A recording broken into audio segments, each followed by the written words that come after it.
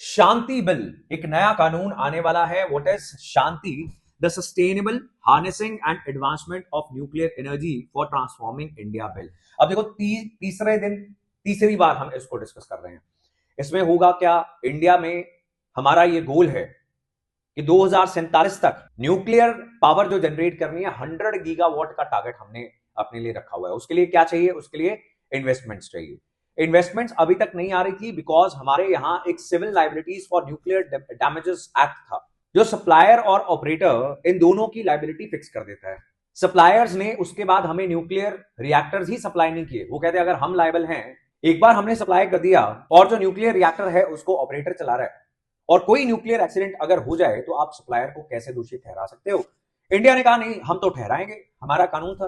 As a result what happened was कि किसी company ने, किसी ग्लोबल कंपनी ने हमें कोई न्यूक्लियर रिएक्टर ही नहीं दिया और हमारी जो न्यूक्लियर पावर जनरेशन की एम्बिशंस थी वो बिल्कुल खड़ी हो गई, उसमें कोई प्रोग्रेस नहीं हुई। तो शांति बिल क्या करता है? कुछ एक्ट्स को रिप्लेस कर देता है। One is atomic energy act, second is the civil liabilities for nuclear damages act, उसको रिप्लेस कर देगा। वन बिग थिंग, जो शांति एक्ट, शांति जब एक्ट बन जाएगा तब करेगा। दूसरी बहुत बड़ी चीज, it is going to allow 49% FDI as well. जैसे इंश्योरेंस का जो बिल है वो 74% से एफडीआई को, फॉरेन डायरेक्ट इन्वेस्टमेंट को 100% लेके जाएगा। यहां पर क्या है? 49% तक फॉरेन डायरेक्ट इन्वेस्टमेंट इंडिया में आएगी। तीसरी इंपॉर्टेंट चीज कि बहुत सारे सॉवरेन वेल्थ फंड्स, यानी जो सरकार के फंड्स हैं बहुत सारी कंट्रीज के, उन्होंने बड़ा इंटरेस्ट दिखाया कि वो इंडिया के न्यूक्लियर सेक्टर में इन्वेस्ट करना चाहते हैं। और इंडिया के न्यूक्लियर सेक्टर में अब हमारा फोकस कौन से रिएक्टर्स के ऊपर होगा?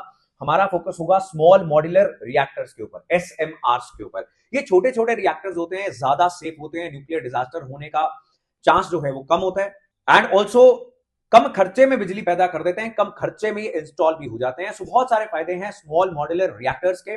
जैसे हमने इस बिल को इंट्रोड्यूस करने की बात कही है, बाहर से बहुत सारे लोग अब इन्वेस्टमेंट करने को भी रेडी हो गए।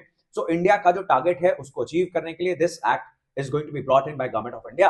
एंड डाटा सेंटर्स जो आर्टिफिशियल इंटेलिजेंस के लिए खोले जाने हैं, क्वांटम कंप्यूटिंग के लिए खोले जाने हैं, इन सब टेक्नोलॉजीज जो आज इमर्जिंग टेक्नोलॉजीज हैं, यहां पर पावर की डिमांड इंडिया में और दुनिया भर में बहुत बढ़ने वाली है। फिर इंडिया एक ऐसी जगह पे खड़ा हुआ है जहां पर हम fourth largest economy of the world हो गए हैं and we are going to grow at very fast pace in the next 20-30 years.